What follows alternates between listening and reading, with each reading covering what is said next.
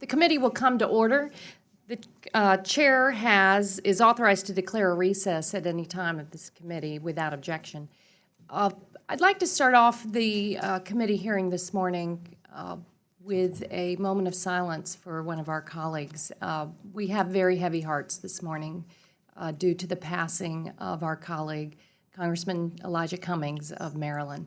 He was a champion for the people, an outspoken advocate for fairness, equality. He was a true hero to his district in the Baltimore area, and everyone can take a page out of his life.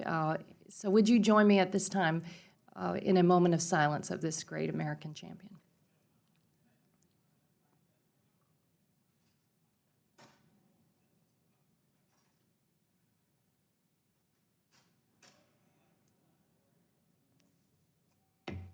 Thank you. Well, good morning, everyone. This year, our committee has discussed ways to reduce emissions in the transportation sector, the power sector, the industrial sector, and today we're looking at the building sector. Whether it's houses or apartment complexes or office buildings, the places where we live and work use a lot of energy. And they're responsible for a significant share of carbon pollution. In fact, just last year, residential and commercial buildings were the source of more than 1/4 of all carbon dioxide emissions in the United States. And when Americans think of pollution, they usually think of smokestacks. But the reality is more complicated. About 3/4 of electricity sold in the United States is used in buildings. And natural gas, oil, and propane are used to heat up showers or keep homes and offices warm. Even the manufacturing, transportation, and construction of building materials are contributing to carbon pollution. The climate crisis also leaves us with a resiliency problem.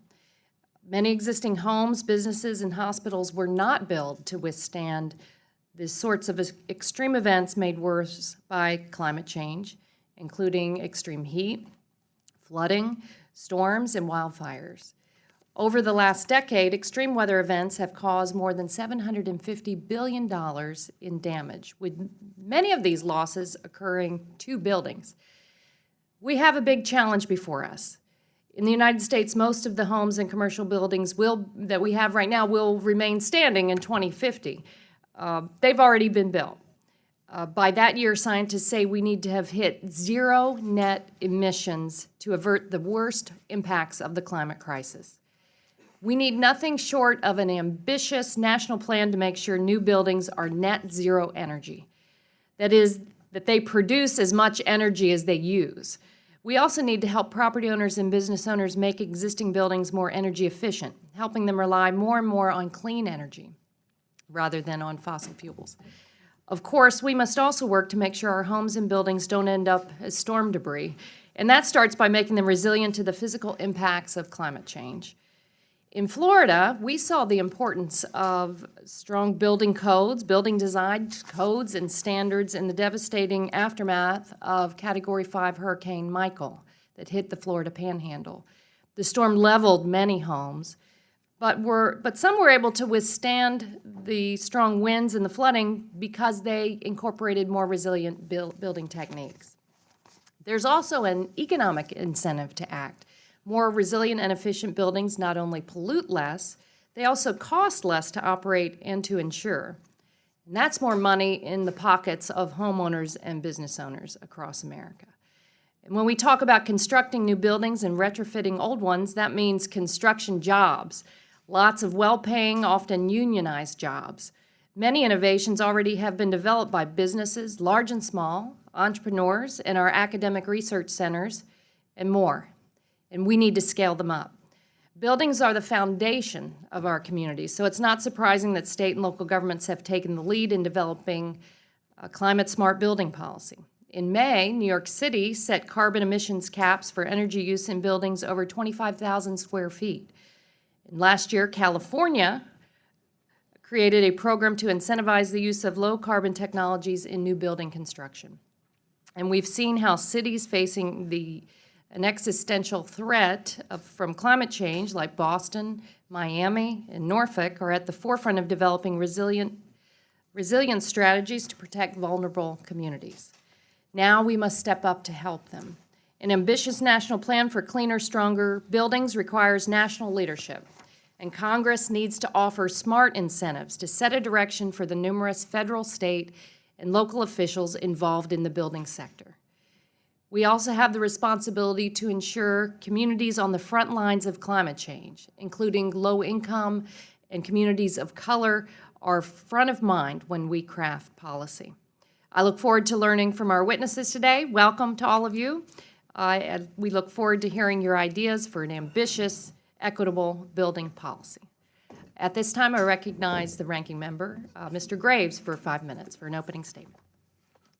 Thank you, Madam Chair. And Madam Chair, first I want to thank you for recognizing our colleague Elijah Cummings and just the shock that we all learned this morning of his passing. I, like everyone, had the opportunity to work with him and respected the fact that he did fight for the people that he represented and had very good, respectful interactions with him, and a loss to this Congress and to the state of Maryland, and I'm just really devastated by the loss there.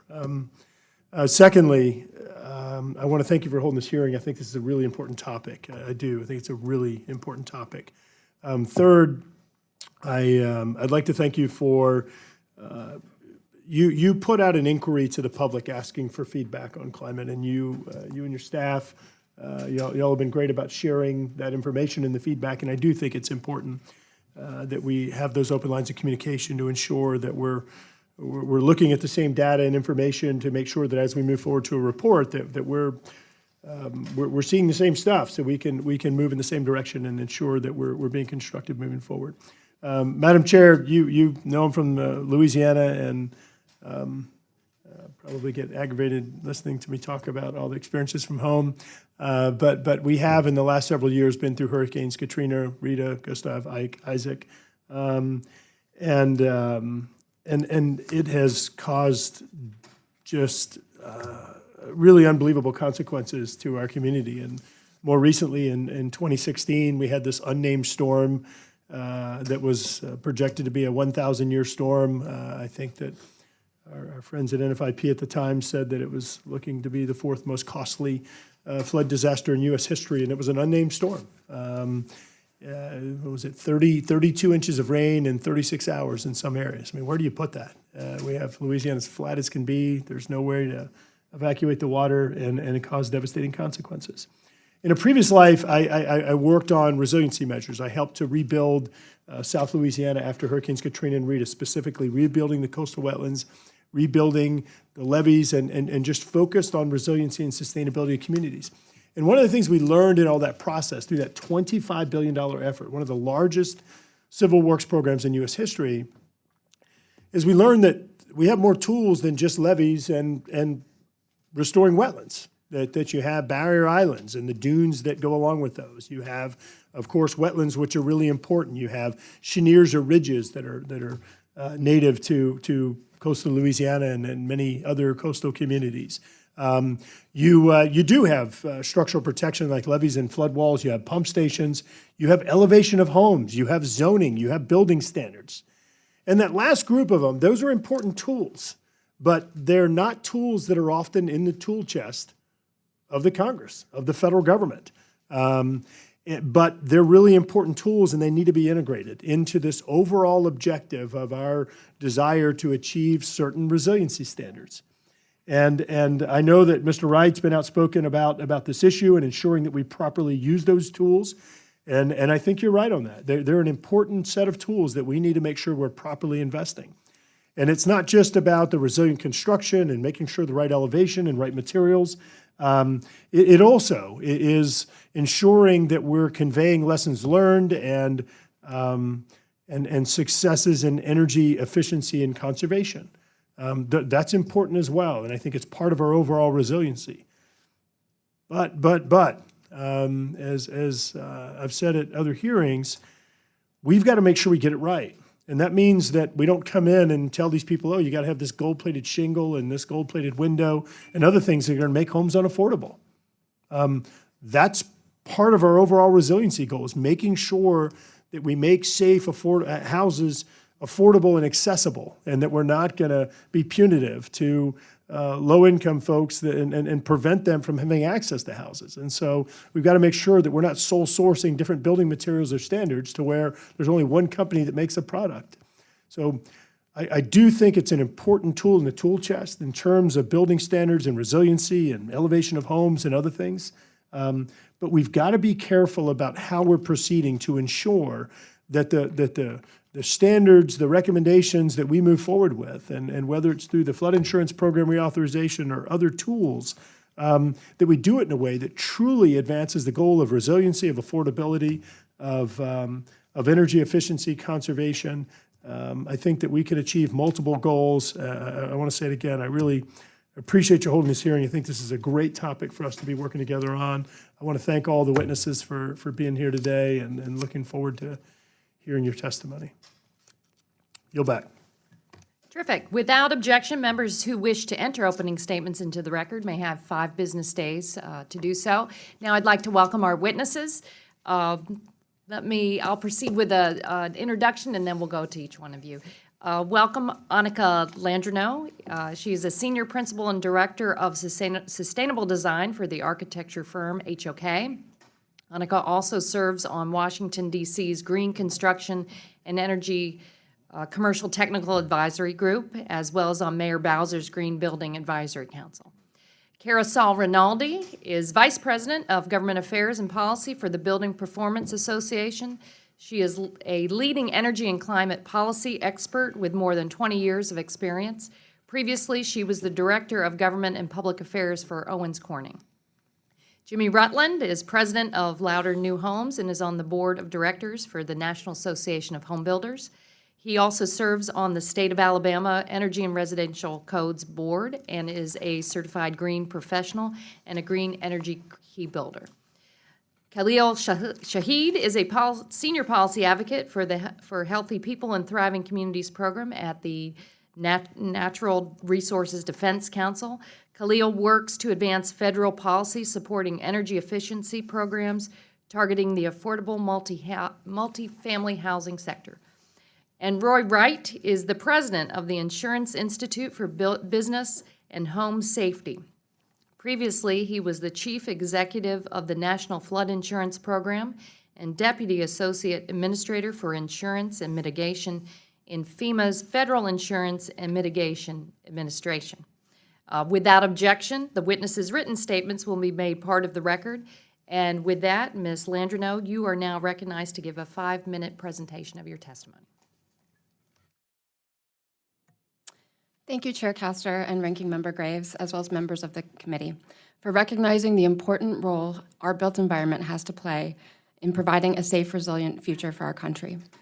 In order to leverage the opportunity we have in the building sector, we need to reduce emissions from the built environment by at least 50% by 2030 and 100% by 2050. We do this by addressing energy efficiency in new and existing buildings, electrification, grid harmonization, renewable energy, and embodied carbon.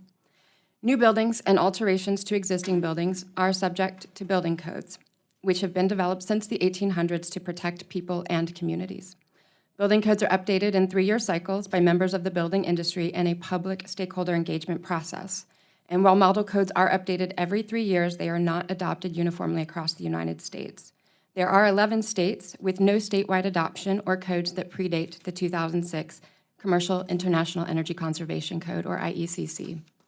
In fact, nearly half the country is still on the 2009 or an older energy code at the state level. Half the country is building buildings that will consume energy for 60 or more years on decade-old energy codes. The U.S. is projected to construct 45 billion square feet over the next decade. The first step is simply to bring all of our states and cities up to the most current code. Many jurisdictions do not advance the code more consistently because they are challenged to maintain a sufficient code enforcement workforce or funds for training to address the new codes every 3 years. Analysis indicates $6 are lost for every $1 we don't spend on code compliance. Congress can provide assistance to jurisdictions who wish to convert to e-plan review process or leverage integrated technology solutions to streamline permitting and inspections, enabling better code enforcement for more consistent code updates. Congress can also incentivize jurisdictions by replicating a highly successful program implemented under the 2009 American Recovery and Reinvestment Act that provided free training and resources along with strong incentives for jurisdictions to adopt the 2009 IECC. I also serve on the 2021 IECC Commercial Development Committee. That is up for final vote in November, and it is estimated to be 10 to 15% more efficient than the 2018 code. In addition to cost-effective efficiency measures, it includes a zero-code appendix. This is built into the code enforcement framework of the IECC, but is voluntarily adopted by jurisdictions and may be adjusted locally. The provisions contained in the appendix only become mandatory when specified as such in the jurisdiction's adopting ordinance. Congress can offer incentives to state and local governments to increase speed of adoption and encourage use of the zero-code appendix. Congress can link existing federal tax incentives to zero energy and zero carbon goals. Congress can maintain and increase federal tax incentives for renewable energy technologies, including storage. A few cities and states are phasing in zero energy and zero building codes already, including Santa Monica, California, Oregon, Washington, D.C., and Cambridge, Massachusetts, among others. Energy codes address new construction and alteration projects that require a permit. However, in most established U.S. cities, 80 to 90% of the buildings that will be consuming energy in 2050 already exist. Therefore, other complementary policy solutions, such as transparency and benchmarking, are required. Transparency and benchmarking policies have been implemented in over 24 jurisdictions: Austin, Chicago, Denver, Portland, Salt Lake City, San Diego, just to name a few. These policies encompass nearly 92,000 properties at 11 billion square feet of floor area reported every year. And through transparency alone, they're seeing an average of 4 to 13% improvement in energy efficiency. Investment in energy efficiency is an investment in local jobs. The city of Atlanta determined such investment would return $41 in local benefits for every $1 invested, and they now require commercial buildings over 25,000 square feet and larger to report annual Energy Star scores and perform energy audits every 10 years. Once jurisdictions have created transparency infrastructure, they may want to require buildings take additional steps beyond reporting. Washington, D.C., Washington State, and New York City have already passed legislation to address existing building performance standards, elevating existing building performance through Energy Star, energy use intensity, and greenhouse gas emissions per building type. Congress can incentivize states and cities to adopt these policies, particularly when they are linked to national benchmarking platforms such as Energy Star Portfolio Manager. Support could include co-funding of staff or providing resources, tools, and training. Local policy can serve as a laboratory for innovative policy ideas that can be leveled up to state and eventually federal policy. 82% of the U.S. population lives in urban areas, and that number is growing. This growth in migration means we will see investment in new construction as well as reinvestment in our existing neighborhoods and communities. Thank you. Thank you. And Ms. Sol Rinaldi, you're recognized for 5 minutes. Thank you, Chair Castor, Ranking Member Graves, and members of the committee. Thank you for inviting me to testify here today. I'm pleased to represent the Building Performance Association. Addressing climate change is critical to our future. In fact, I brought a piece of that future with me here today. My daughter Annabella and son Dylan are sitting in the audience behind me.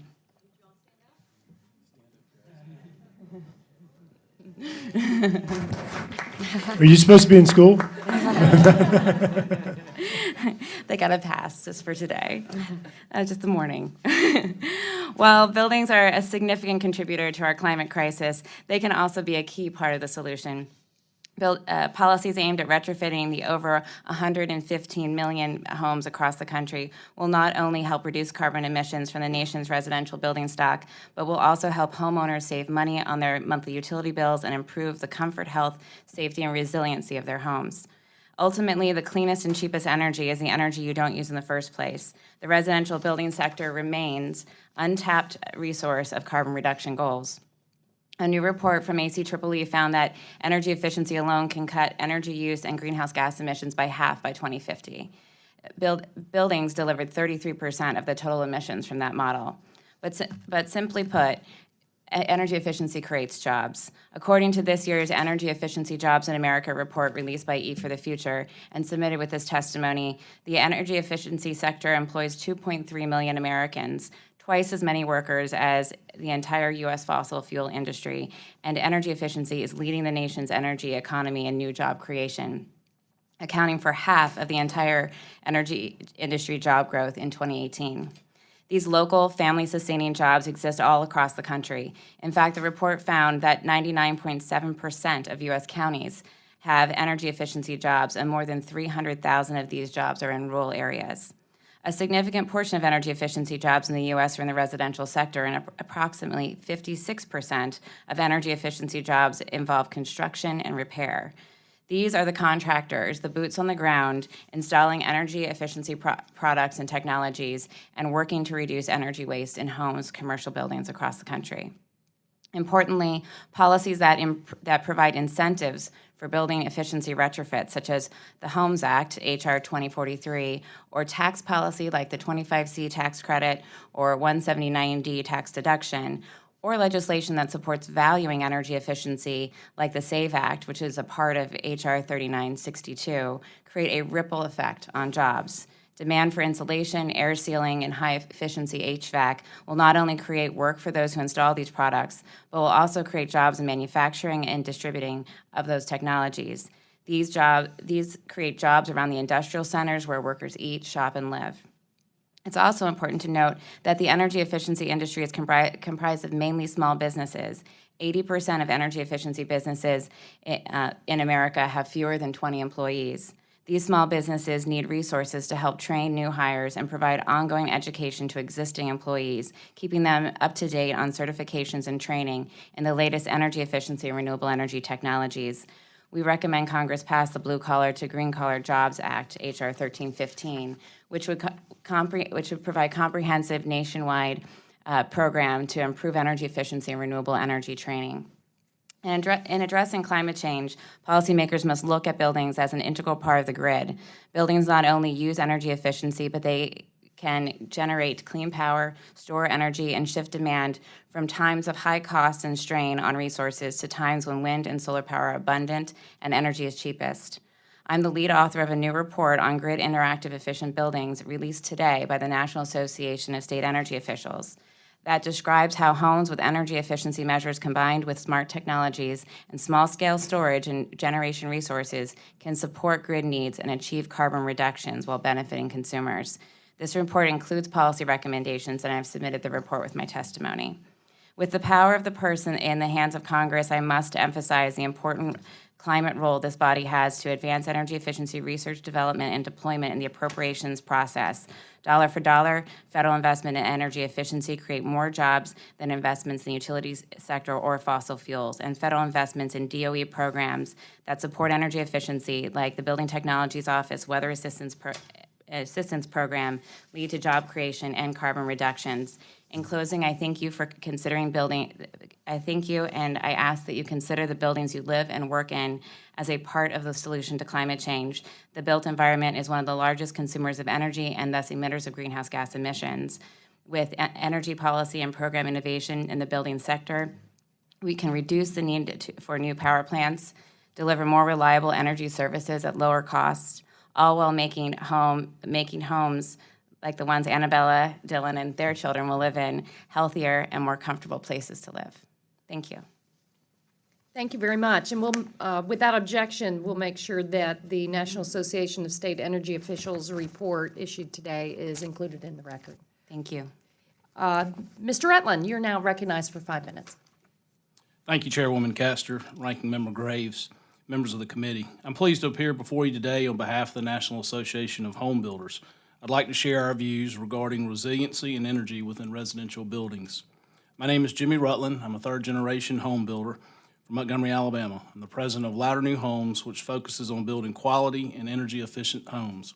I also serve on the state of Alabama's Energy and Residential Codes Board, where I work with others involved in the residential and commercial construction industries to adopt and amend energy and building codes for the entire state. NAHB has been a longtime leader in the drive to make homes more energy efficient. It has repeatedly demonstrated a commitment to sound federal disaster and floodplain management policies and cost-effective, market-driven resiliency solutions that maintain housing affordability while balancing the needs of growing communities. Housing affordability is currently a real concern.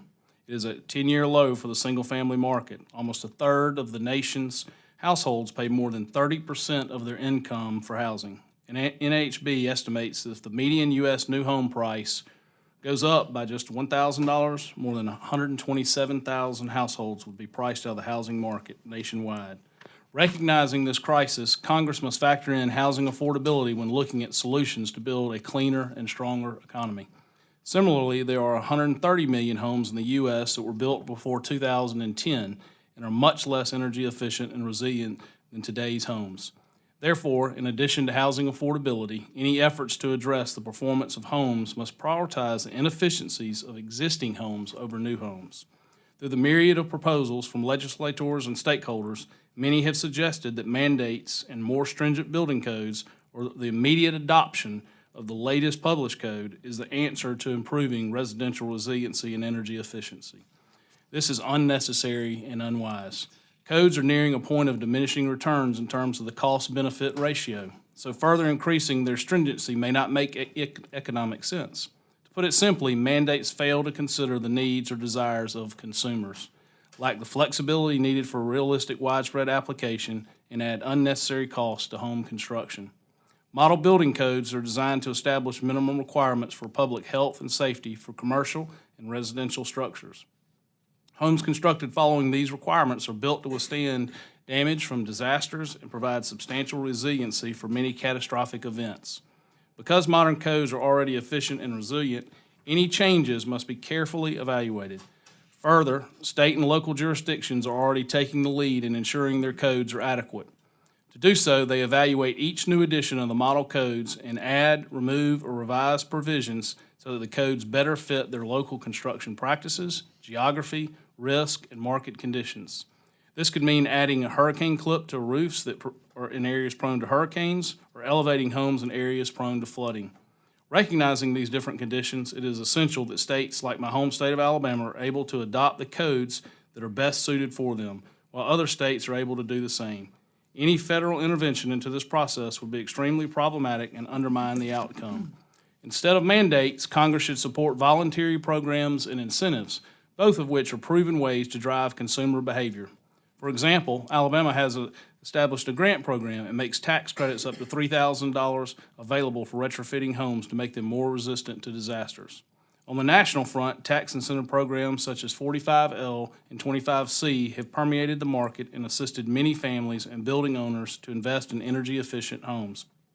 These incentives are critical to helping offset the high initial costs associated with some of the high-performance features needed to upgrade homes. Therefore, I urge you today to retain and expand the current offerings and work hand-in-hand with other stakeholders to offer additional ways to recognize the value and benefit of upgrades.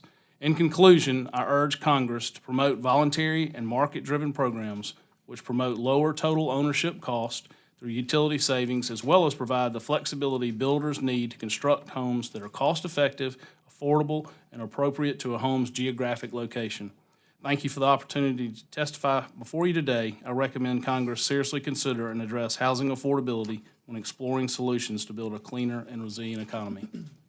Thank you very much. Mr. Shaheed, you're recognized for 5 minutes.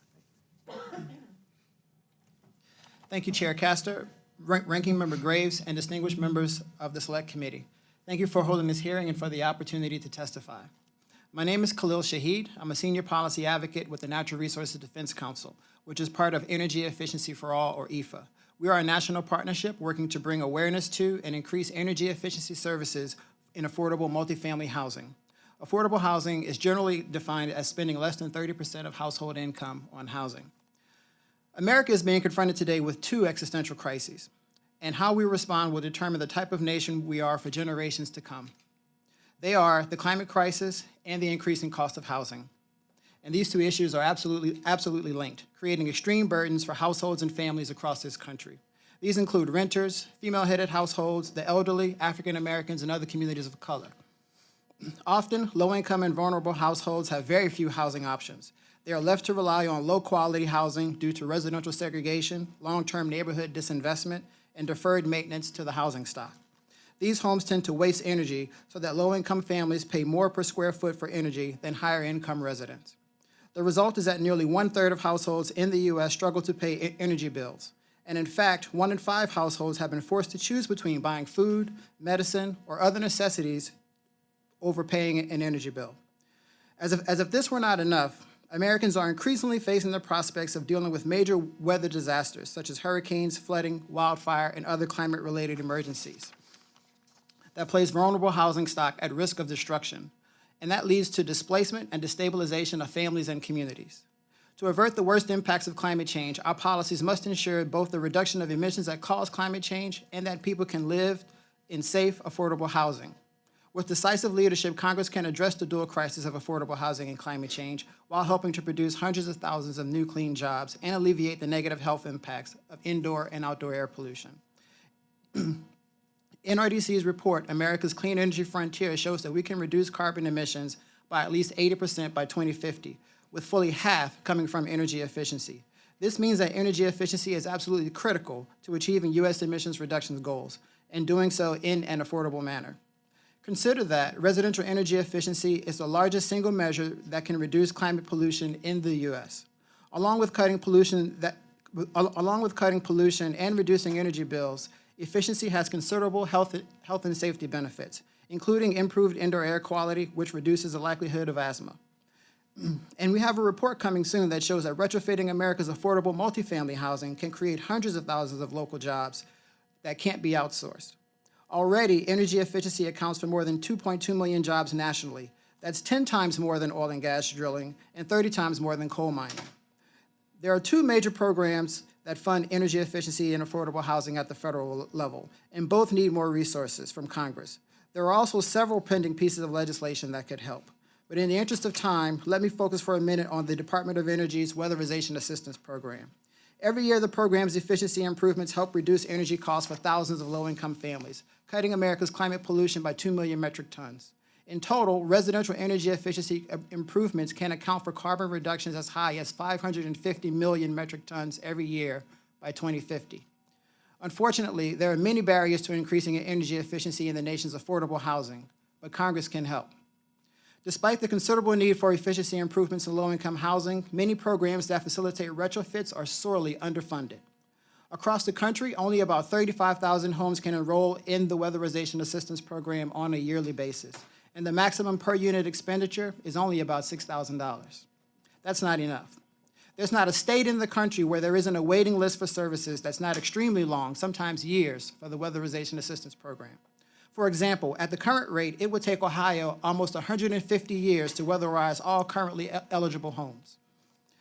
The cost of regular maintenance and upgrade for multifamily housing are among the most significant barriers to preserving affordable quality homes for low-income households. Without attention, the properties deteriorate. Federal action is needed to incentivize investments in hard-to-reach sectors of the housing market. Without it, there will be greater inequity and greater cost to families who are least able to afford it. We have a housing affordability crisis in America. Millions of affordable rental homes have already been lost, demolished because housing providers cannot afford the cost of maintaining those buildings. Much of the remaining affordable rental homes are aging and in need of repair. The escalating climate crisis will only worsen this situation. Energy efficiency can help bridge the growing gap between renter incomes and rising housing costs. And retrofitting existing housing can preserve and expand the affordable housing stock for low-income tenants. Energy efficiency can be a win for everyone, but Congress needs to act, and we hope this committee can help. Thank you. Thank you very much. Mr. Wright, you're recognized for 5 minutes. Good morning, Chair Castor, Mr. Graves, and members of the committee. I am Roy Wright. After years of leading FEMA's work on flood insurance and disaster resilience, today I have the honor of leading the Insurance Institute for Business and Home Safety. We know that severe weather disrupts lives, displaces families, and drives financial loss. The forces of Mother Nature will not be constrained, yet much of the damage that is caused by these severe weather events is avoidable. The catastrophic disasters of 2017 and 18 make this plain. These experiences focused the public's attention and should drive climate adaptation. IBHS knows that putting proven building science solutions in place now will reduce disaster losses in the future. Given its important societal economic benefits, adaptation is a public health objective, a humanitarian obligation, and a sound fiscal strategy. It touches both fiscal economics and environmental justice. First, how do we prevent avoidable losses? Preventing the avoidable portion of the damages that disasters ravage on homes and communities. Simply, we need to narrow the path of damage. For example, the zone of the strongest winds for a Cat 4 hurricane will cause destruction. There's no question about it. Yet the damages that can occur at 120 miles, 110, 100 miles an hour wind can be significantly reduced. To that end, we spend a lot of time talking about roofs, that most basic level of need. When the roof fails because of severe weather, it kickstarts a cascade of failures. When the roof fails, we see damages in homes, we see disruptions in businesses, it breaks up families, it derails careers, it destroys the financial security of a family. All too often, these policy discussions miss the most vulnerable populations in our nation, the disabled, elderly, low income, and other disadvantaged people who are less likely to prepare for disasters, evacuate safely, avoid the physical and psychological trauma. Frankly, they're less likely to recover quickly and fully. Those who live in rental units are dependent on landlords and public housing agencies for structural loss prevention. This places an even higher priority on adaptation measures that prevent avoidable damage to the places where they live and work. Understanding this, Habitat for Humanity created Habitat Strong program, which is built to our fortified home standard. We're particularly proud of the performance of the 5 Habitat Strong homes that were affected by Hurricane Michael. They stood strong against those fierce winds of that Cat 5 in 2018. The only reported damage to these single-family 1,200 square foot homes was a single piece of lost siding. At a state and local level, it clearly begins with the building code, but today I want to focus on the federal side. Last year, Congress enacted 2 pieces of legislation that will reduce the severity of disasters and the amount of taxpayer funds directed towards recovery. Chief among them is the Disaster Recovery Reform Act. Though its implementation has been too slow by FEMA, the DRA will deliver the largest investment by the federal government to buy down the risk of natural disasters prior to the devastation occurring. That's important, yet insufficient. Resilience and adaptation cannot be funded by the government alone. That's neither feasible nor responsible. Any practical agenda requires an emphasis on individual Americans leaning in and taking action, making their own investments. Congress needs to move forward with a homeowner's disaster resilience tax credit for making improvements on their own that buy down the risk of future disasters. This holds potential across every state in the union, whether your principal risk is wildfire, hurricane, high wind, earthquake, flooding, or severe winter weather. And where states are doing the right thing and funding their own grants, Congress needs to eliminate the tax penalties associated with implementing those catastrophic loss resilience programs. Alabama, North Carolina, and California would immediately benefit, and this could incent other states to lean in with their own resources. Americans are not powerless against severe weather and changes to the climate. It is possible to reduce the damage inflicted today and in the future. We know it is practical, affordable, and just makes plain good sense. I appreciate the opportunity to share these thoughts with you today, and I look forward to the questions from the committee. Terrific. Well, I want to thank all of our witnesses for your compelling testimony. The entire committee has been looking forward to getting into this subject, and I appreciate your direct and concrete policy recommendations. Let me start with Ms. Landreneau. You mentioned that in the 2009 Recovery Act, it provided strong incentives for local jurisdictions and states to adopt the most recent model energy codes, for buildings. Could you expand on the type and value of incentives given? Did they work? I think everyone would rather create incentives than adopt mandates. You also mentioned that Congress could use tax incentives to encourage states and cities to adopt building codes focused on performance. Can you explain how you would structure these type of incentives? So yes, on the 2009 Recovery Act, the incentives required the states to develop a plan to implement the 2009 Energy Code. They had to have it in place by 2017, so there was not an expectation that it would be adopted overnight.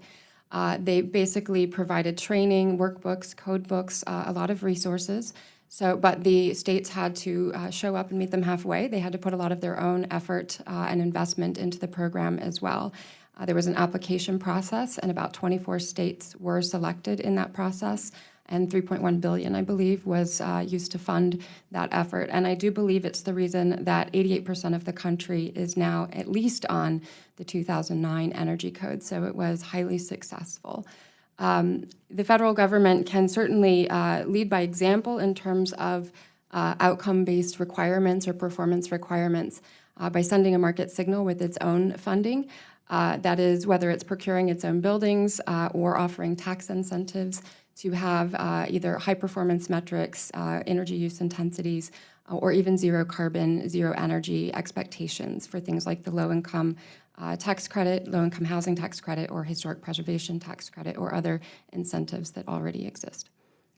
And you mentioned that states and cities are using transparency and benchmarking. I actually saw the sustainability officer for the city of Orlando pulled up his laptop and showed me how they are benchmarking buildings across their community and partnering with them to lower their AC bills and become more energy efficient. These policies often rely on national tools maintained by the feds, though. I know we've passed some laws. I authored one about benchmarking in federal buildings. We have a lot of real estate under control of the federal government. Could you describe the federal resources that are being used in partnership with cities and states and how these tools are helping them to enact building performance standards? Absolutely. Energy Star Portfolio Manager is being used by dozens of cities around the country for the benchmarking and transparency legislation. That is backed by data collected in the Commercial Building Energy Consumption Survey. There are tools such as Energy Plus, a modeling tool created by the Department of Energy that help owners make decisions about investment in energy performance improvements. The Building Technologies Office helps identify new technologies and programs that would help improve building performance. There's also a building code assistance program that helps states with implementing new building codes. So there's countless programs across the Department of Energy and other agencies that help cities with benchmarking and transparency, as well as the private sector with implementation. Well, it's not business as usual anymore. It's about carbon reduction. And in order to avoid the worst impacts of the climate crisis, we've got to act with urgency. So, Ms. Sol Rinaldi, what tools do you recommend to us that would have the biggest bang for the buck and help us reduce carbon pollution? One of the key things we need to see is really strong investment. The upfront costs for energy efficiency are very staggering for some households. So the Homes Act, which Mr. Welch has been working on with Mr. McKinley, has at different times had $6 billion focused on supporting homeowners updating their homes. This would provide rebates to homeowners. We're talking really, it does need a lot of resources so that we can advance a lot of energy savings. I mean, the fact of the matter is that energy prices are often so low in some parts of the country that the technology cost really creates a bigger upgrade than really will pay for itself. It will pay for itself if you include all of the carbon savings and the environmental impact. But a homeowner asking them to do all of this for all of us is a bit much. So that's why we say, look at the Homes Act to provide rebates. Look to a 25C tax credit, which increase that so that a homeowner, it's the only tax credit on the books that is for actual homeowners that they can take to upgrade their homes. Also 179D, that tax deduction for commercial buildings and commercial building owners to update their buildings. These are some of the key issues that we need. Another thing is building codes. Strong building codes address some of the landlord-tenant issues because the buildings are built correctly in the first place. That, of course, is a state issue. So just supporting that at the federal level, usually through appropriations to the Building Technologies Office to support the technology that's needed.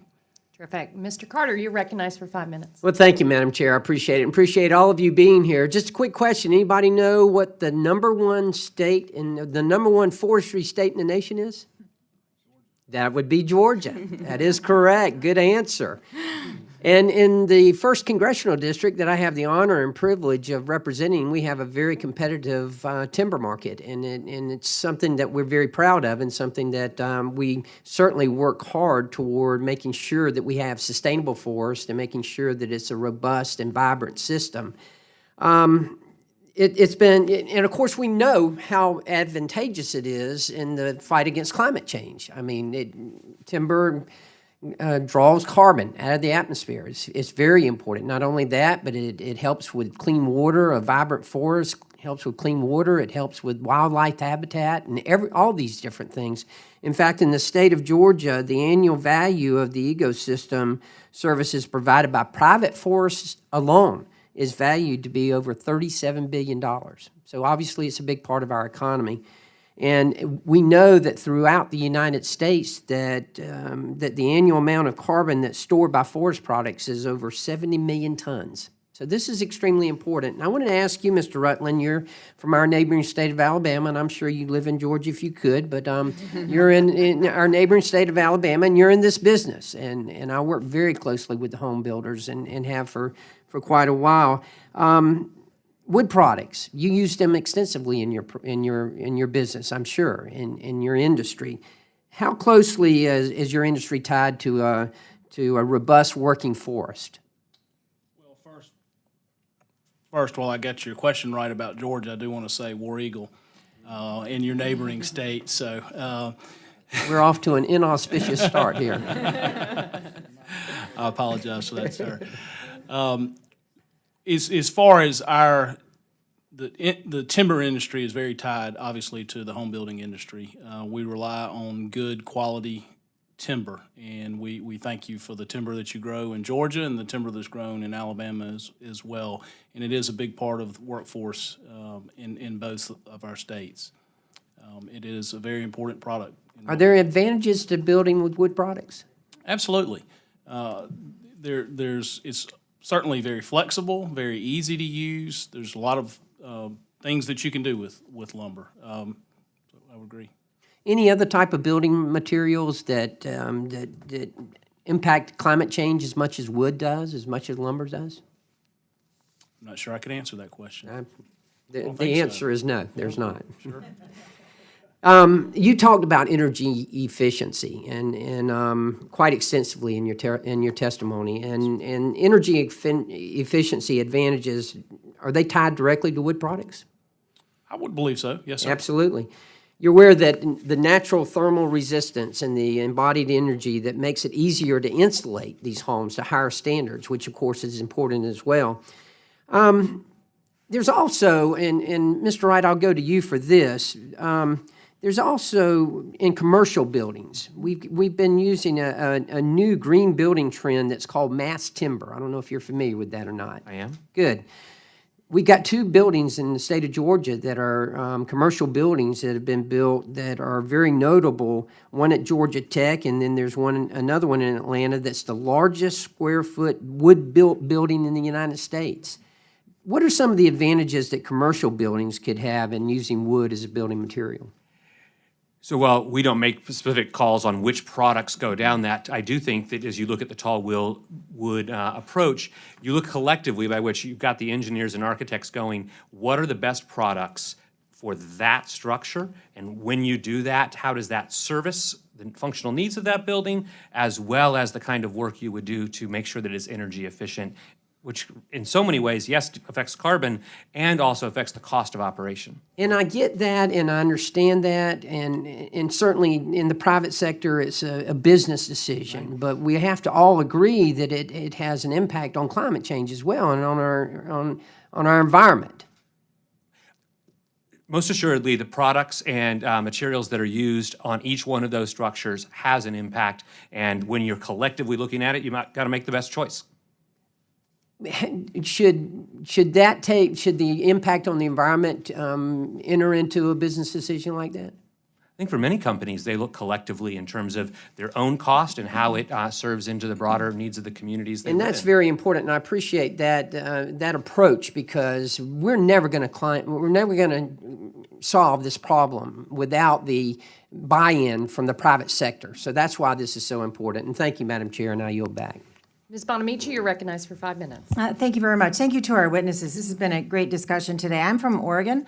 Our Oregon Department of Energy has identified 43% of the total energy use in my home state is from buildings, about 23% residential, 19% commercial.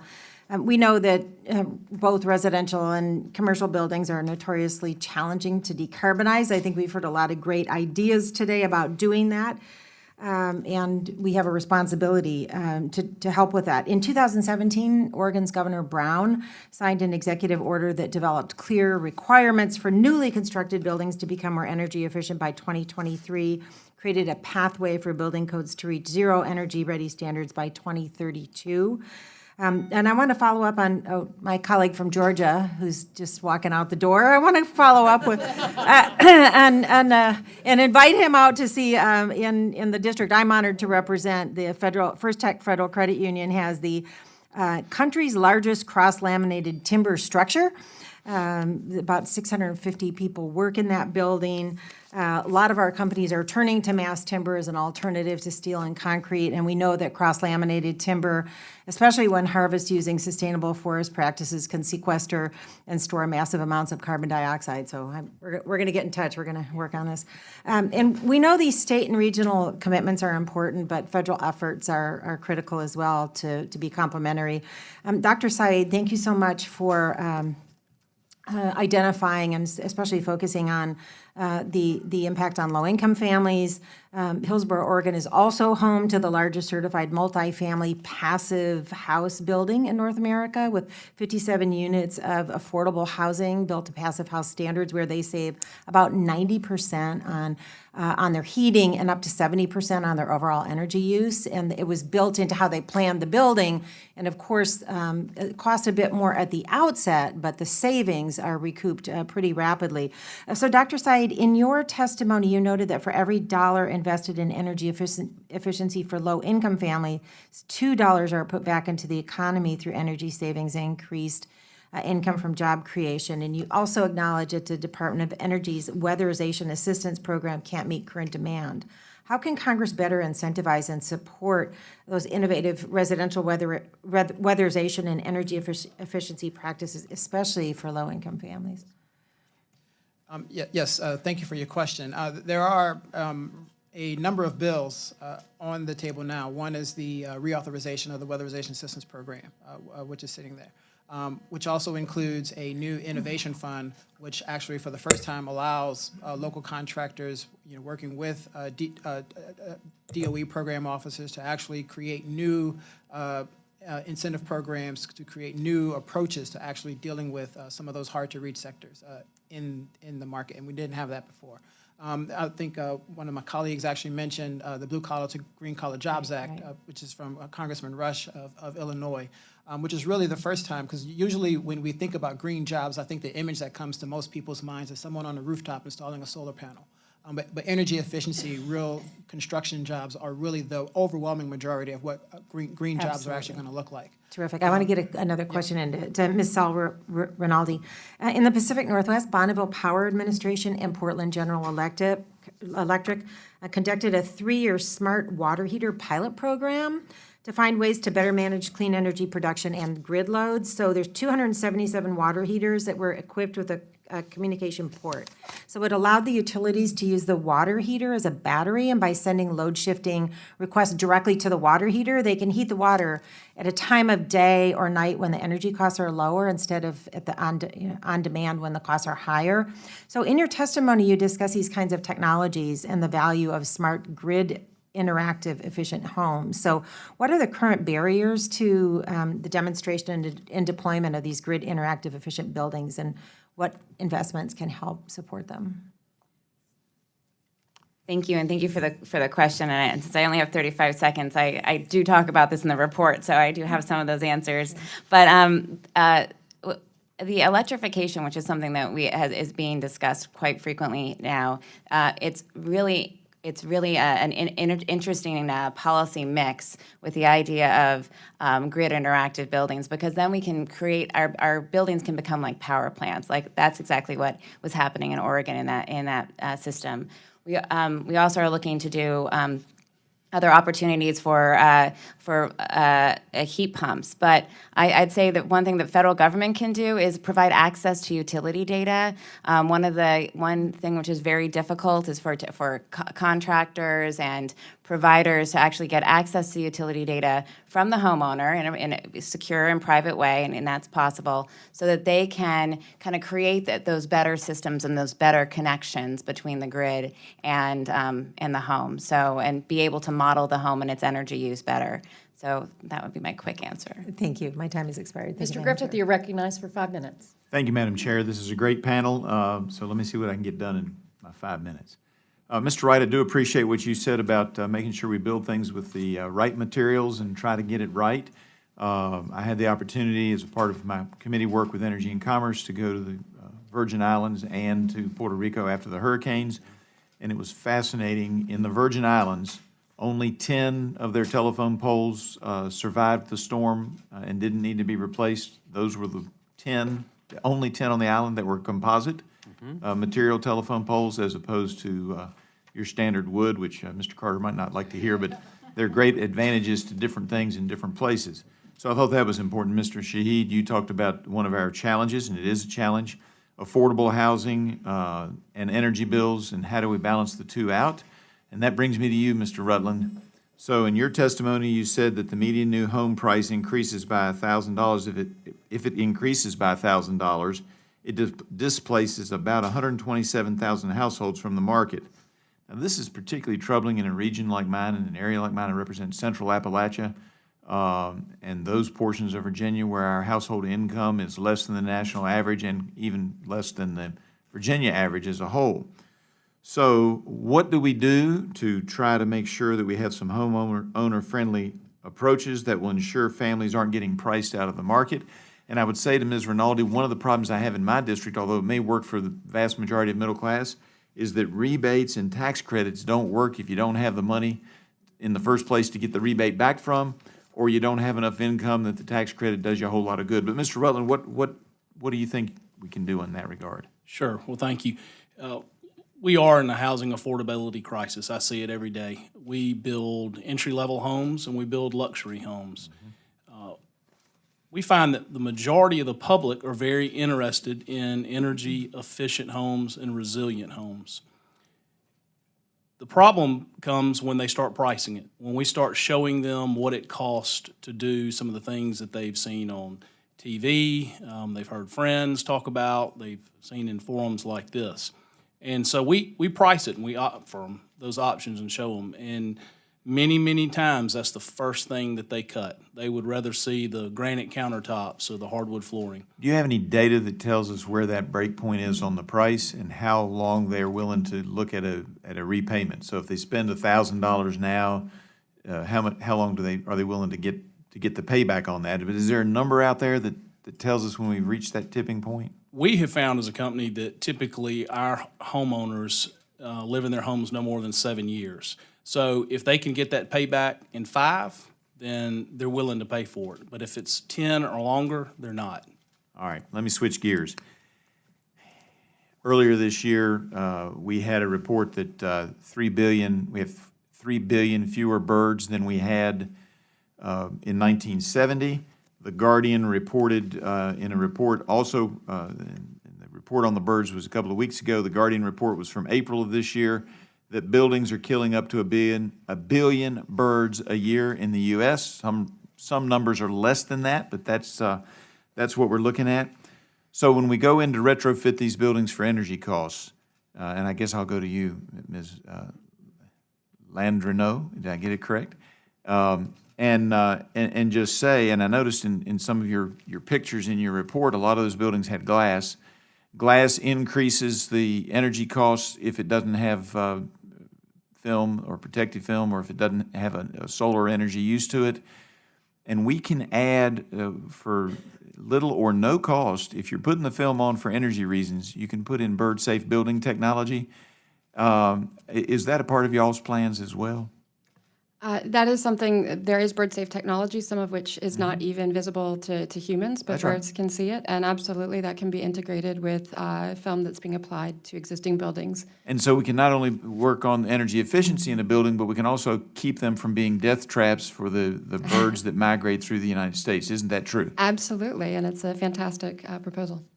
And do you know what some of those features that LEED encourages to meet these ends? Do you know some of those? There is a pilot credit for bird-safe design, and the District of Columbia's Green Construction Code, which just went out for its second round of public comment and should be adopted by the end of the year, has this also as an elective. And so as we're looking at energy-efficient legislation, we should also protect the birds, wouldn't you agree? Absolutely, absolutely. Anybody disagree? Thank you very much. No disagreement. I yield back. Well, thank you. In fact, the Audubon Society has a new tool on their website I recommend to everyone. Of course, they issued a recent report that said the climate crisis is causing a unfortunate and stunning impact to the loss of bird species. And I recommend the tool on their website that demonstrates if the loss of bird species across the globe, you can localize it for your own community and analyze the difference between inaction here in the United States on climate or actual bold climate action, and there is a significant difference. This time, I'll recognize Mr. Huffman for 5 minutes. Thank you, Madam Chair. That was a really interesting line of questioning. I didn't realize we were going to be trying to solve multiple problems together, but I thought that was a really thoughtful point from Mr. Griffith. I appreciate it. Ms. Landreneau, I would like to ask you about something many of the communities in my district are considering, and that is as they look at their own local ordinances and policies, they're thinking about the fact that we've got this climate problem, and most people would agree that the first thing you do when you're in a hole is stop digging. So they're considering local ordinances to prohibit new fossil-dependent construction. Would you agree that that's a pretty good idea, and how feasible is it at this point? Do we have to have fossil-dependent buildings going forward? Is it possible to be cost-effective and also have no new fossil construction? There's just a couple of jurisdictions that have banned fossil fuels in new construction, so gas or coal or heating oil-powered equipment. There are some effective programs at the sort of state level in certain regions that are helping with replacement of equipment in buildings, going to electrification in existing buildings or with new construction, but it's absolutely possible to ban natural gas in new construction. And it's essential if we want to get to carbon neutral buildings that we do go to electrification. That also makes buildings more resilient and more flexible with the grid. So there's no reason why we need to continue building fossil-dependent structures at this point? That's correct. There's no reason. So let's talk about something in your testimony that really jumped out at me. Half the country is operating on antiquated building codes. Where certainly we're building a lot of new fossil-dependent structures, but probably also a lot of really inefficient structures as well. What can we do about that? What are your thoughts about a federal policy that might address that? And I guess the related question I had is if we can't incentivize states to modernize and evolve on this, is this something that perhaps the insurance industry could step in and, sort of go around them in a way that forces those changes? I mean, I certainly think replicating the 2009 program that incentivizes states to adopt the latest energy code would be a great model to follow. The 2021 code will be published next year, and just jumping on that and saying, adopt the latest code. To the congressmen and congresswomen who have departed, the 2021 code in its entirety, including the IBC, has removed barriers to tall timber construction. So it allows for low-embodied carbon buildings, which is also very critical to meeting our low-carbon goals. So I would say any kind of incentives that help jurisdictions adopt the absolute newest code as quickly as possible would be fantastic. I can't speak for the insurance industry, but yes, I think they could certainly go around legislation and say we'll only insure high-performance buildings. Maybe I'll ask Mr. Wright that same question. The insurance industry is a vast industry, so I think it's hard to pigeonhole one piece on it. What I will tell you is companies evaluate risk, and one of the factors, I've got more than 100 insurers that are members of IBHS. Building codes are essential for there, and they're essential because they help them understand what's the baseline of risk. And to the degree that the elements of the building code reduce the risk going forward, you would see that translate back through the balance of their product. Okay, thank you. Ms. Sol Rinaldi, I want to ask you about building retrofits. And others are welcome to chime in on this because I know we've got a lot of expertise on this panel.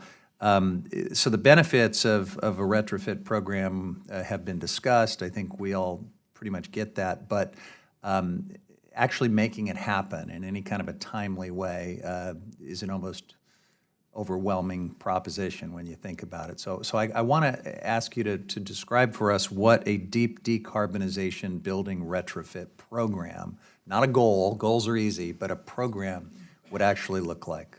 And if there's some examples out there, I'd love to hear about it. Sure. Well, there are some deep decarbonization, meaning moving to net zero and electrification. Well, one thing that you need to do is have cold weather heat pumps, or if you're in a certain climate zones, because one of the issues is a climate zone when we're looking at electrification and being off of carbon and not using those hydrocarbons to heat the home. So if you're in the Northeast or in New England, we need to look at the cold weather heat pumps and making sure that those are there. The homes have to be really well insulated, so there need to be policies to either ensure they're there for the new home or that they're in a retrofit situation. You have tax incentives or rebate programs to help deal with those upfront costs to get some deep energy efficiency insulation, and also to support the contractors who are putting those in. Again, it's those training programs to making sure that they know how to install the solar panels, how to do air sealing and insulation, how to do duct sealing, how to do that in the correct way, because sometimes it is the manner in which the building is retrofit that really gets you the most energy efficiency out of that. And also, let's not forget smart technologies. You need smart meters and smart technologies, smart thermostats, and to really help control the house and be able to interact with the grid so that you're able to provide that generation when it's needed and pull back when it's not. And I also want to note the labeling programs to make sure that that homeowner is going to get the return on their investment. There's some private labeling programs like Pearl certification. There's public ones like the Home Energy Score. And there's the SAVE Act, which helps people get that money back when they're doing the retrofit of their refinancing and making sure that the energy bills are included in that. So the value of the home, so it's not just the granite countertops, but it's also all the energy measures that actually add value in the resale. Thank you, Madam Chair, for the extra time. You bet, and since everyone lives now with their phone attached to their bodies, it would make sense if that technology to smart grid to control your home thermostat or your business was available to everyone. Ranking Member Graves, you're recognized for 5 minutes. Thank you, Madam Chair. I was just looking around on my phone. I heard Congressman Carter say that Georgia was the top forestry state, and I wanted to ask him about the metric, and because I was very curious about that, and I'm convinced that it has to do with the ratio of trees per people with funny accents, but maybe I'm wrong. And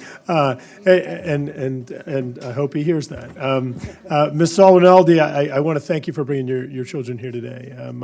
Growing up, my parents, we would have hurricanes. I'd have like 140 fever. The school would be closed, and my mom would still make me go. So I appreciate you bringing your kids today, and what your mom's doing is very important, and I'm glad you all are able to be here to see her.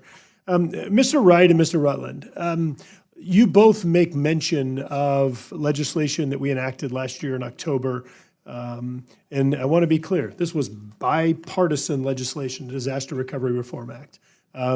It has important provisions in it, like, for example, trying to shift this paradigm or narrative from let's come in after disasters and pick up all the pieces and spend an absurd amount of money.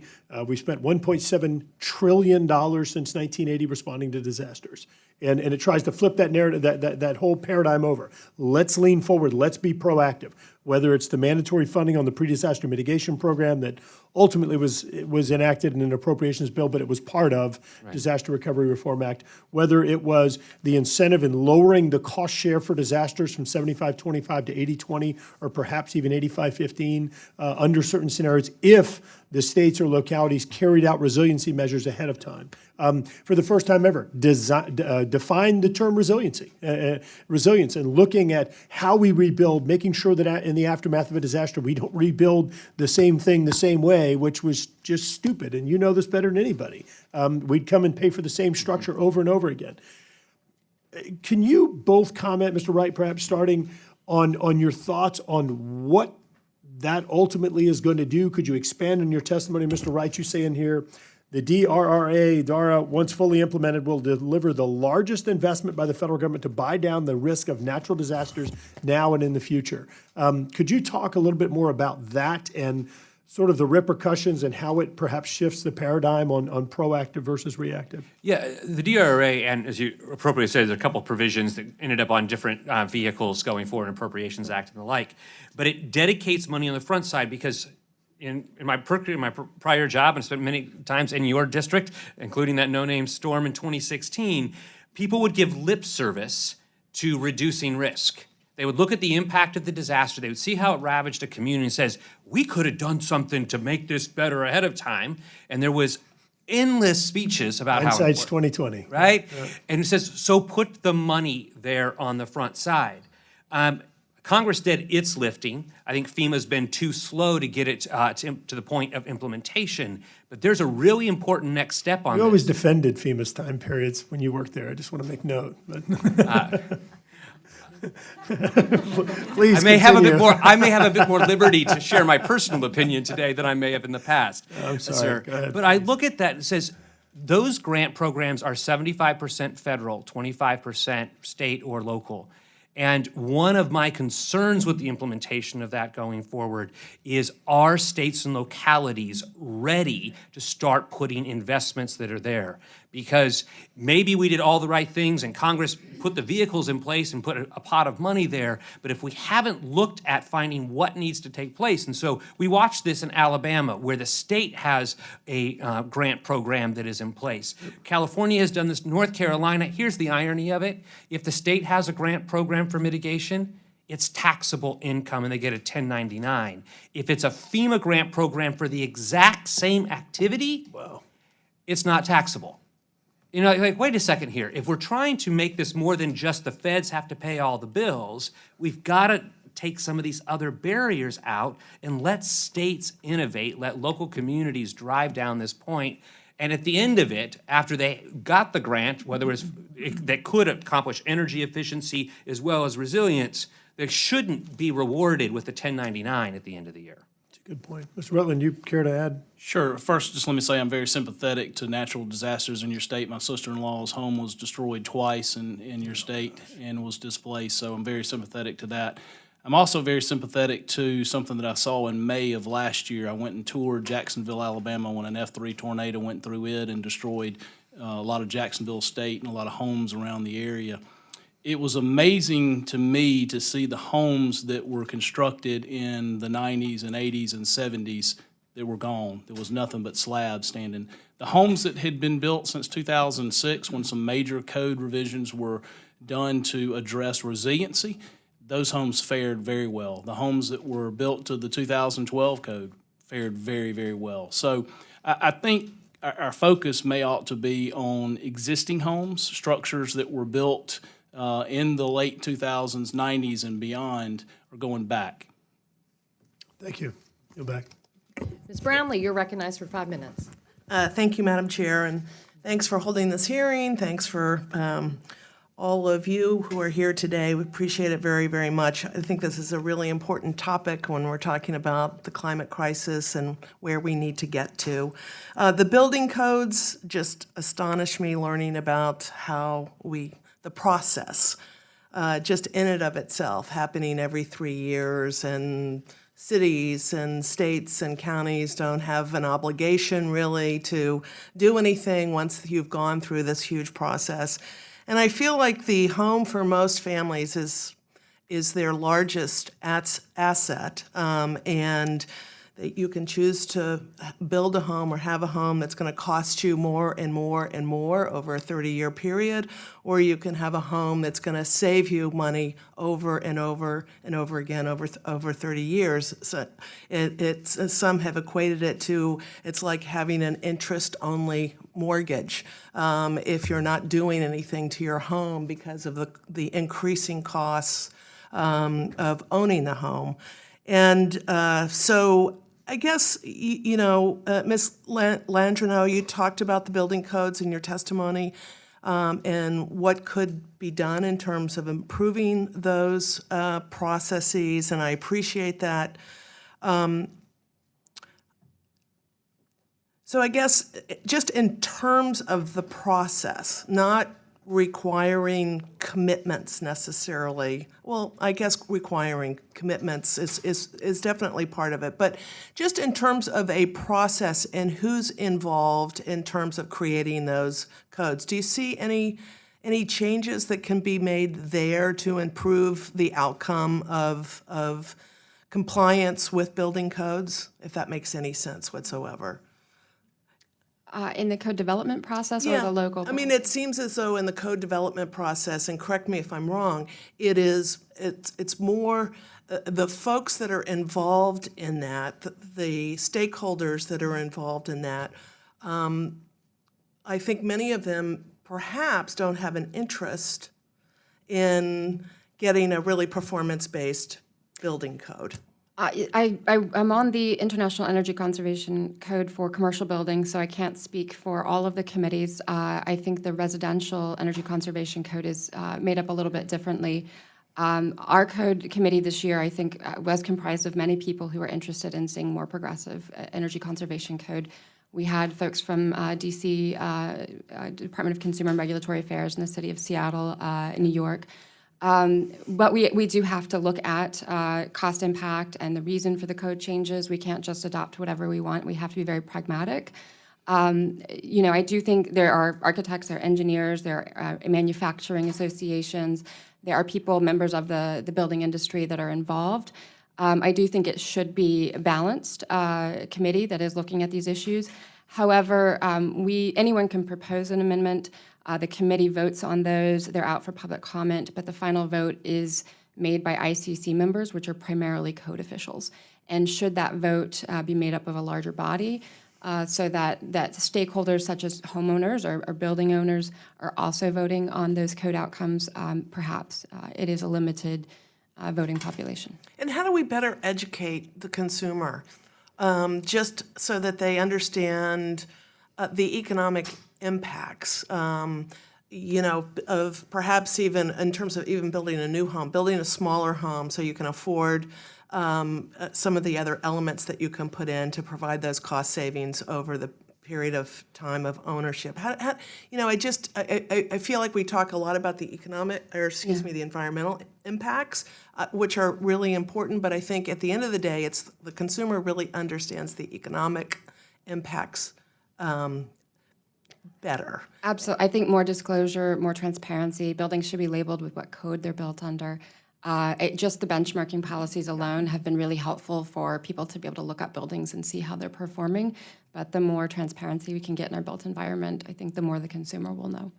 And Ms. Sol Rinaldi, if we met across the country the highest standards in building codes and energy efficiencies and, with regards to retrofits and all the smart technology out there, if we were doing all of that, how would you quantify that contribution to the overall goal of reducing temperature by 2 degrees Celsius by 2050? Well, You have 10 seconds. Yeah. Or, I don't know that I can do that back of the envelope calculation. But it would be a significant, Well, there's so ACEEE, many, yeah. the ACEEE report said that buildings can contribute to a third of the 50% reductions just from energy efficiency alone. That's not including all the renewables you were talking about. Yeah, that's pretty significant. So thank you, Madam Chair, I yield. Ms. Miller, you're recognized for 5 minutes. Thank you, Chairwoman Castor, and thank you all for being here today. In 2016, West Virginia suffered devastating floods, which destroyed homes, schools, roads, and whole communities, and it resulted in the death of 23 people. As our communities have started to recover, we have recognized the need for rebuilding with resilience. This helps ensure, should catastrophic, and they will, weather events happen again, our infrastructure is prepared so that the storm's impacts are not quite so disastrous. That being said, we need to focus on the solutions that prioritize choice for consumers and ensure low costs. My state, geographically, is quite different from Alabama and Louisiana. One-size-fits-all federal regulations are not the way to accomplish our goal of not only energy efficiency, but resilience. We need to engage with our states, localities, and private sector to ensure that any solutions that are implemented are tailored to our individual communities. Mr. Rutland and Mr. Wright, how have your respective industries taken proactive steps to ensure structural adaptation and resilience for natural disaster events? Well, I couldn't agree with you more on several of your points as far as the need to improve upon the resiliency and that our states are very, very different. And so one size does not fit all. So any type of federal mandate that affects all states would just not be appropriate. In Alabama, we have tried to adopt the code as we saw fit for the things that would help improve our homes. And as a company, we've tried to go a step ahead, but we understand the importance of it at the same time while balancing that housing affordability crisis that we're in and trying to make sure that we can provide housing that people can afford. Same. Yeah, and I think that we look at these elements because of the way that different kinds of weather events play out across the country. What are those kind of universal pieces, and then how does it apply? So in the case of West Virginia, clearly there's a flooding element there, and that has to do with where the water goes. And sometimes elevating works, sometimes it doesn't, given the way that just the topography of the state works. But we look at the kind of impact that roofs have. So the convective storms, we watch this with tornadoes, probably at the lower end, but still high wind and derechos that play. And so yet so much of it is about what was already built. There was one of the numbers earlier in terms of the homes that were already built back in the 60s, 70s, 80s, 90s. How do we help those folks? Well, one of the elements is when we're recovering from these disasters, let's make sure we're putting it back in a way that we don't expect to have to pay for it again. And then secondly, I think this is the real opportunity in front of us. The next innovation in resilience has to be affordability. We've got to find ways to address these things, whether it's around the roof, it's how the external pieces of the building come together, the envelope. How do we do that in ways that address both? Because the way that you protect your roof and you seal your roof deck and the way you do with your openings and windows are the exact same things that drive down your energy bills and your utilization of those pieces. Those pieces, frankly, are universal, but then they need to be applied to the context in West Virginia, in Alabama, in California, which will all have very different experiences with it. Well, I know many of our homes were built, I have a farmhouse that was built in the 1880s. A lot of the houses were built in the 1940s. How have home builders worked to make energy efficiency and resiliency affordable for home buyers? Mr. Rutland? Well, again, what we've tried to do is give them choices and give them a menu, if you will, of options to choose from so that they could upgrade. Again, trying to stay in that affordable price range. You know, it was mentioned earlier that you pay for it over 30 years. Most people don't stay in their home 30 years. Most people stay in their home 5 to 6, 7 years. And so you've got to make that payback attainable sooner. So you've got to have solutions that make that attainable sooner. In your testimony, you stated NAHB estimates that nearly 25% of the final cost of a single-family home and more than 30% of the cost of a multifamily home is due to government regulation at all levels of government. Can you elaborate on that? Well, it starts with the land development. It starts with, in our state, ADEM. It starts with the regulations that we have that add cost to putting that lot, okay, putting those streets and gutters in. And then it starts with the unnecessary codes in so many points and regulation that restricts us from coming up with new and inventive ways, smart technology, smart thermostats, things like that, that would help us be able to offset other regulation and code. Okay, thank you. I yield back. Thank you. Mr. Paston, you're recognized for 5 minutes. Thank you, Chair Castor. Thank you all for coming here today. I'm always struck that we have either a great opportunity or a great embarrassment, and if we're honest, probably both, that comes from the fact that so many of our trading partners use so much less energy per dollar of GDP than we do. With existing technology, with standards of living that are comparable to our own. And that means we have an enormous opportunity, and if we're honest, an enormous amount of shame that we haven't gotten there already. As my colleagues know, I spent 20 years in the clean energy and energy efficiency world before I got here, and the non-nerdy way to describe that is this great joke that all my colleagues used to like to tell about an economist who walks down the street with his grandmother, and he sees a $20 bill on the ground, and he keeps on walking. And his grandma says, aren't you going to go pick up the $20 bill? And the economist says, no, we live in a perfect economy. If the $20 bill existed, somebody would have picked it up already. I tell you that story to start with a question for you, Ms. Rinaldi. When homeowners are making a decision about investing in thicker insulation or a more efficient light bulb or a better water heater, or all the things they could do, what kind of payback do they typically require? If they get their money back in 4 years, 3 years, 2 years, how much do they need to really see an uptake of those investments? Well, I think that I've generally been told by contractors that 3 years is a good, it's for a large investment. But obviously, the faster the payback, the better. And that's the reason why I noted earlier the need for incentives just to help reduce that payback, because the faster the payback, the more likely they're going to take that option. I do think there's other opportunities, which is to give them an additional value, whether it's making sure these are in the MLS systems or that they have a certification or other things that can provide visibility and transparency to the upgrade, so they can brag about it. I think that's another piece. So 3 years is awesome.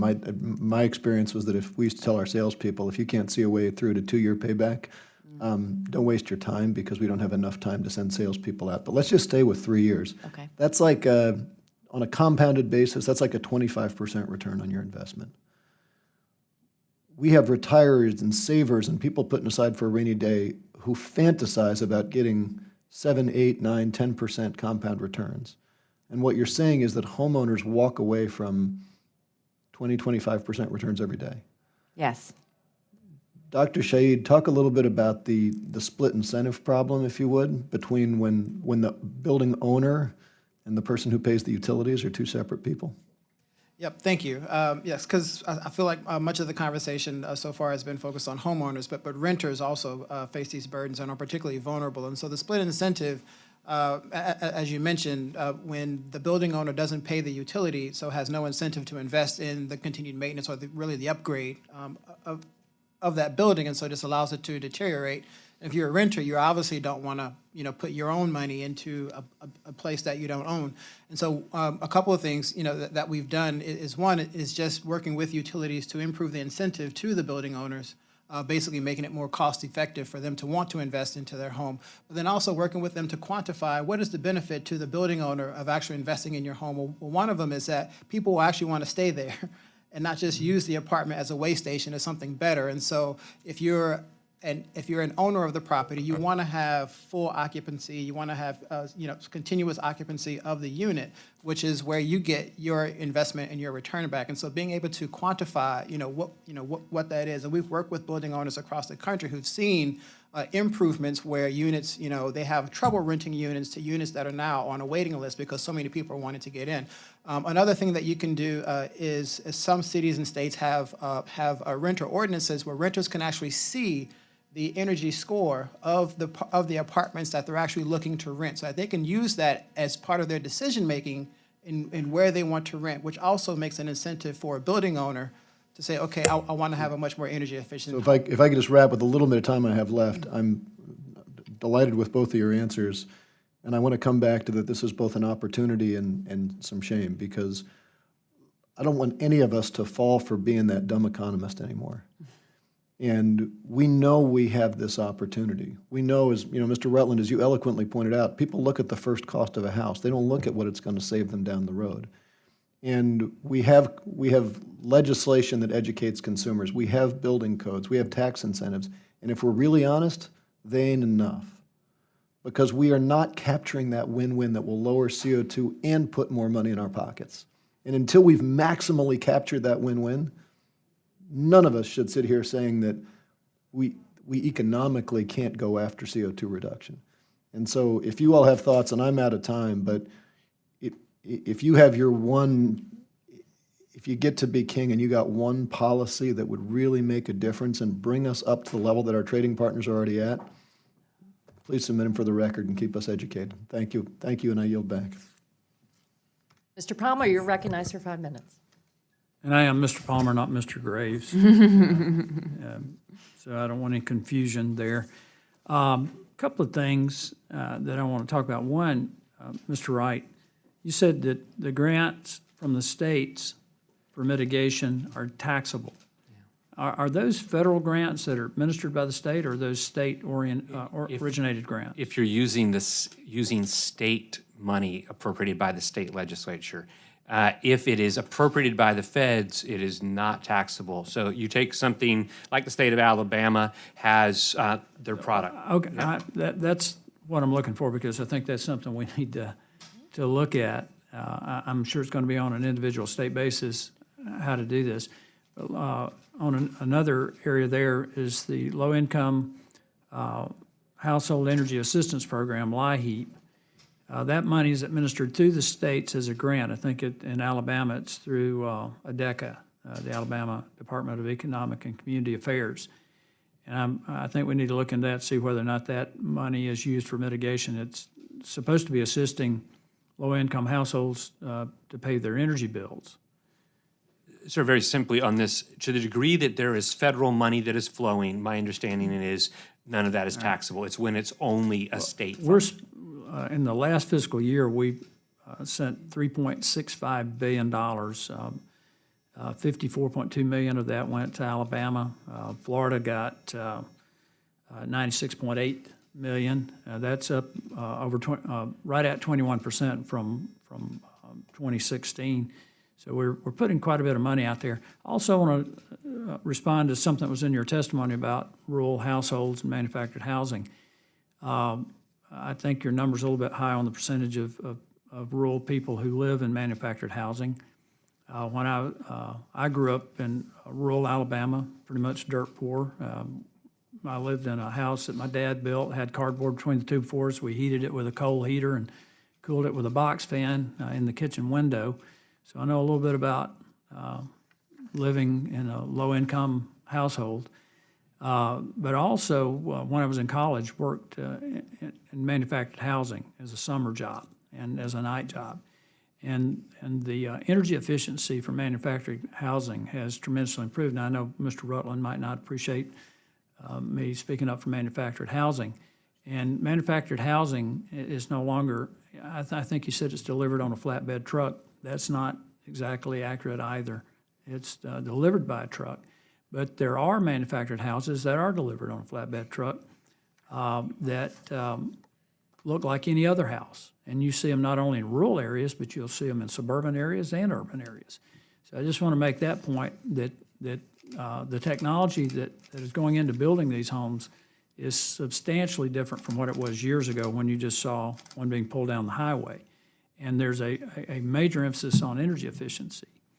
And there's also a point that made that rural customers pay more for electricity than suburban or urban customers. And I checked with Alabama Power, and all residential customers pay the same rate.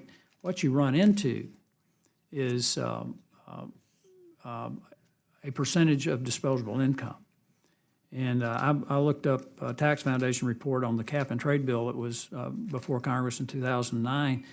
Had that passed, the people who are in the bottom 20 percentile of income would have paid 5 times as much for their energy as people in the top 20%.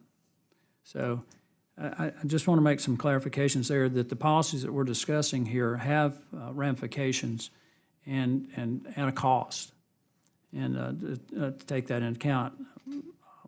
And I know that's important to you, Mr. Rutland, when you're building a home, and the affordability of the home and the ability of the purchaser of the home to maintain the household and including the energy cost. In your testimony, you say that the NAHB estimates that nearly 25% of the final cost of single-family homes and more than 30% of the cost of multifamily home is due to government regulations at all levels of government. If we want people to buy newer homes and more energy-efficient homes and safer homes, to be able to withstand a storm, wouldn't it make sense if there were fewer mandates and that the regulations were clearer and more concise in your ability to build an affordable home? Absolutely. Couldn't agree with you more. That's one of the things that we're trying to work on. It's not that we want to get rid of regulations. We want to get the regulations down so that we get rid of the obsolete and the duplications and the contradictions and work this out so that that we can build safe products and at affordable cost. The other issue is, and Mr. Wright, listening to your testimony too, is that mitigation. I ran a think tank for 25 years. Prior to that, I worked for two international engineering companies, and the codes are different in different states. When we built a project in California, we had to take into account earthquakes. So when you're putting together your engineering plan for structures, you had to take that into account. Mr. Rutland, if you're building a home on the coast, you're building under different regulations there. So we're not going to be talking about one size fits all. And we've also got to take into account where you build a home. If you're building on the Gulf Coast, then you're basically accepting the risk that your home might be damaged or destroyed. So when you're building a home, you take all that into account, is that correct? Absolutely. In my local area, there's 2 different soil types, so we have to build differently in just 10 miles from each other. Well, I think I'm out of, no, I've got 1 minute and 30 left. You're over one. Oh, I am? Well, I didn't see the clock. You have one quick comment or question? No, I appreciate the panel, and I think we're moving in the right direction in terms of our engineering expertise to build houses that can survive storms, but are also energy efficient. With that, I'll yield back.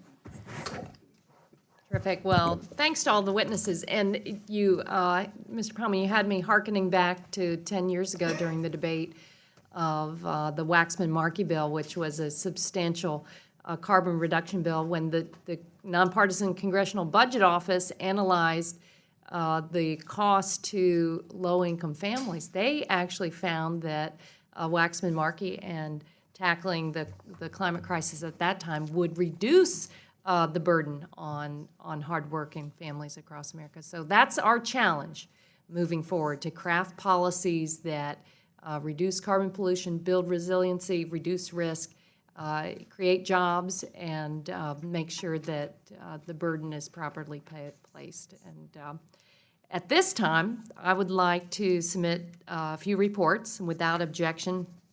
The first report is the Energy Efficiency Jobs in America Report. 2.3 million Americans work in energy efficiency. This was released by E2 in September. Next, the National Institute of Building Sciences, the MBI New Buildings Institute report, Implementing an Outcome-Based Compliance Path in Energy Codes, Guidance for Cities. Next, the American Institute of Architects, Understanding Code Change Proposal. And finally, a letter, October 16th, 2019, from PG&E. Without objection, these are entered into the record. I'd like to remind everyone that the Select Committee on the Climate Crisis currently has a request for proposals, a request for information out. We want your ideas on how we reduce CO2 in the atmosphere and build more resilient communities across America. You can find that on our website at climatecrisis.house.gov or follow us on Twitter at Climate Crisis.